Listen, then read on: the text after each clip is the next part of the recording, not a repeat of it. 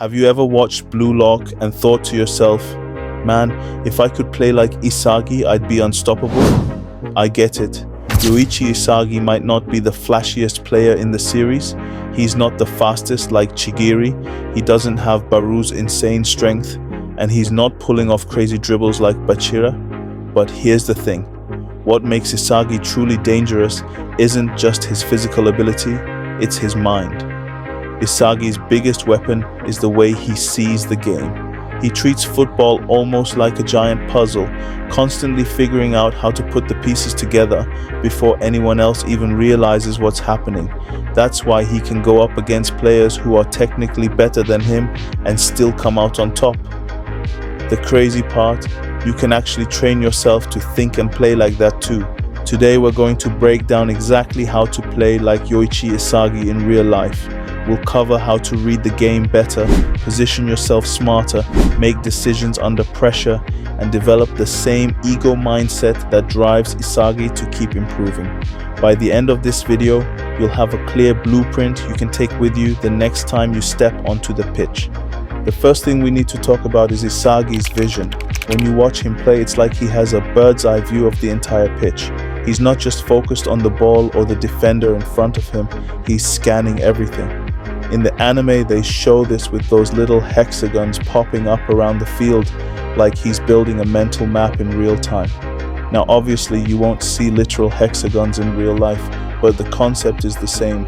Most players, when they get the ball, only think about one thing: dribbling past their defender, making a pass they've already decided on, or taking a shot. Isagi, on the other hand, is reading the whole situation constantly, even when he doesn't have the ball.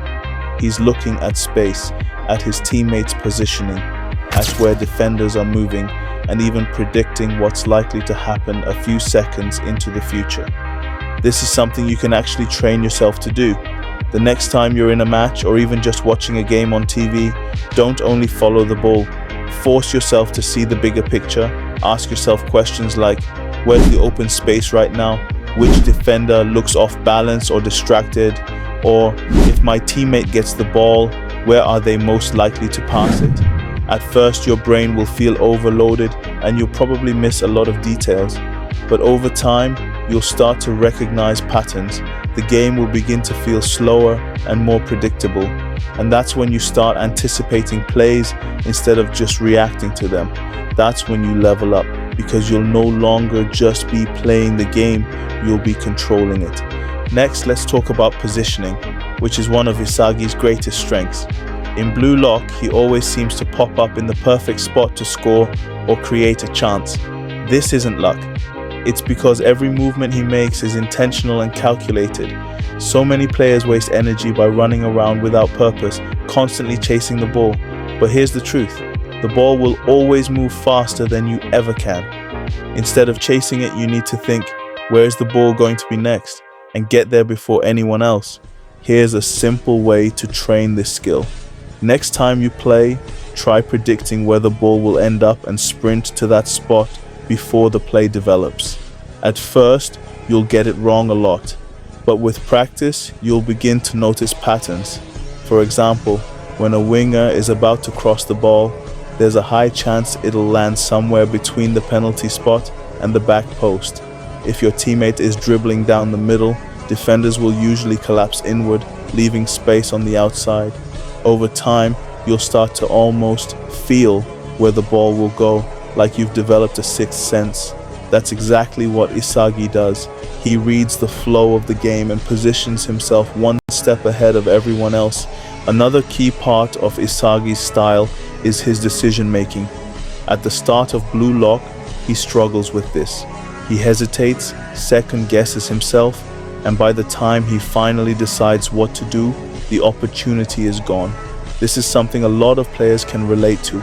The solution is learning to trust your instincts. When you've trained enough, your first thought is usually the right one. The more you hesitate, the more likely you are to mess up or get tackled. So when you're in a match, make a decision and commit to it fully. If you're going to shoot, shoot with confidence. If you're going to pass, do it decisively. Even if you make mistakes, you'll learn way more from bold decisions than from playing it safe. Isagi's growth throughout the series comes from this exact process. He fails, analyzes what went wrong, and comes back stronger. That's how you build better instincts. Now let's dive into something unique about Blue Lock, the concept of ego. At first, Isagi struggles with this because he's naturally a team-first player. He wants to help others and make the safe play. But Blue Lock teaches him that if he truly wants to be great, he has to embrace his ego. In football terms, this doesn't mean being selfish or ignoring your teammates. It means believing in yourself enough to take responsibility for big moments. If you're always passing because you're afraid of missing, you'll never grow. You need to take risks. You need to have the courage to take that extra shot, to go for that difficult dribble, or to try the bold play.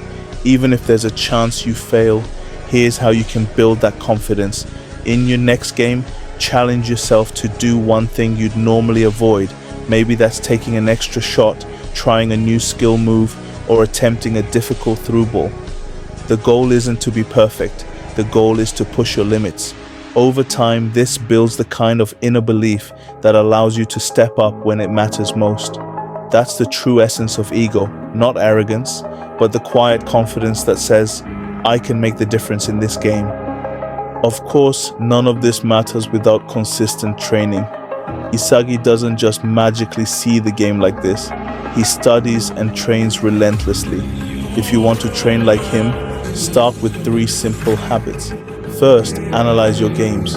After each match, take 10 minutes to think about what went well and what didn't. Look for patterns. Did you keep losing the ball in certain situations? Were you late to certain passes?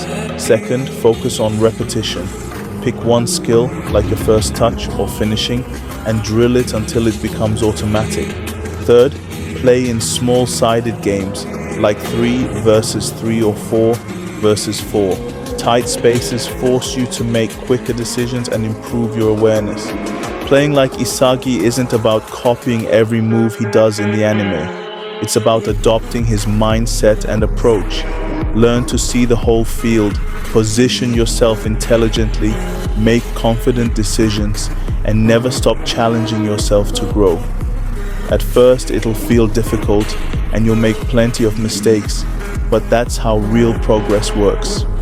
One day, you'll step onto the pitch and everything will just click. The game will feel slower, you'll see plays develop before they happen, and you'll play with the kind of confidence that makes people stop and say, wow, how did he do that? That's when you'll know you've started to unlock your inner Isagi. If you enjoyed this video, make sure to like, subscribe, and drop a comment letting me know which Blue Lock character you'd like me to cover next. Remember, becoming a better player isn't just about training your body, it's about training your mind. So get out there, trust yourself, and play like a striker with no limits.